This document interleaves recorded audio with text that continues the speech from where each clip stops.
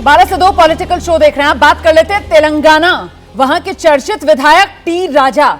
चर्चित की जगह अगर मैं विवादित कहूं तो ज्यादा बेहतर होगा। दरअसल बीजेपी ने टी राजा का जो निलंबन किया था वो रद्द करके उनकी घर वापसी करा ली है, और वो भी चुनाव से ठीक पहले। फिर से पार्टी में शामिल कराकर टिकट भी टी राजा को दे दिया गया है। और इस वक्त बड़ी खबर यह आ रही है कि बीजेपी में आते ही टी राजा ने अपने तेवर दिखा दिए हैं। इजरायल का विरोध करने वालों को धमकी, टी राजा ने वीडियो जारी किया है। हैदराबाद में लगाए जा रहे हैं पोस्टर। तेलंगाना डीजीपी को हटाने की मांग भी टी राजा की तरफ से कर दी गई है। तेलंगाना राज्य के डीजीपी से निवेदन करना चाहूंगा कि इमीडिएट पहले वो जो पोस्टरों को जो लगाया गया है दुकानों के नीचे, उसको तुरंत रिमूव किया जाए, निकाला जाए।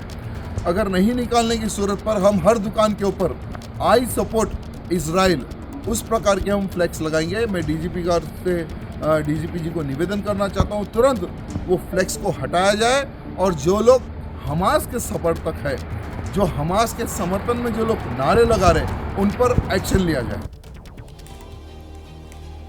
टी राजा पिछले साल बीजेपी से निलंबित किए गए थे। विवादित बयान देने की वजह से पार्टी ने उन्हें बाहर का रास्ता दिखाया गया था, लेकिन अब टी राजा की पार्टी में वापसी कराकर बीजेपी की तरफ से क्या संदेश साफ दे दिया गया है?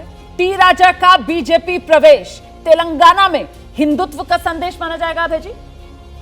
तो अपने आप में बिल्कुल, अभी जो आपने टी राजा का वक्तव्य बताया, उसमें वो साफ तौर पर कह रहे हैं, जो शब्दों का इस्तेमाल नहीं कर रहे हैं, वो कह रहे हैं कि इजराइल जो है वो हिंदुत्ववादियों के लिए एक आदर्श राष्ट्र राज्य है। एक धर्म, फौज के ऊपर प्रमुखता, चुनाव लोकतंत्र के जरिए चुन के आना, ये सारी चीजें जो जिस तरह का वो लोग भारत बनाना चाहते हैं, वो वहां पर बिल्कुल साफ तौर पर इजराइल को आदर्श राष्ट्र बना रहे हैं। अभी से नहीं, जब भारतीय जनसंघ के जमाने से, मैं अपने मुझे बचपन में भी अपनी याद है। मुझे ब्रेक लेना है। हिंदुत्व को उधार देने की अगर ये कोशिश है तो इसका फायदा बीजेपी या फिर कांग्रेस, किसको ज्यादा होगा? तेलंगाना की बात कर रही हूं मैं। नहीं, अब जब वो राजा साहब अगर हिंदुत्व को धार दे रहे हैं तो बीजेपी के लिए कर रहे होंगे। वो कांग्रेस के लिए थोड़ी करेंगे। और कांग्रेस अगर हिंदुत्व के चक्कर में पड़ी तो जो माइनॉरिटी वोट उसके साथ आ रहा है वो कहाँ जाएगा?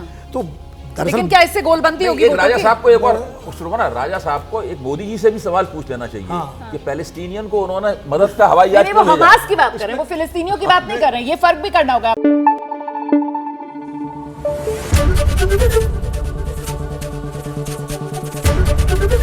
एबीपी न्यूज आपको रखे आगे।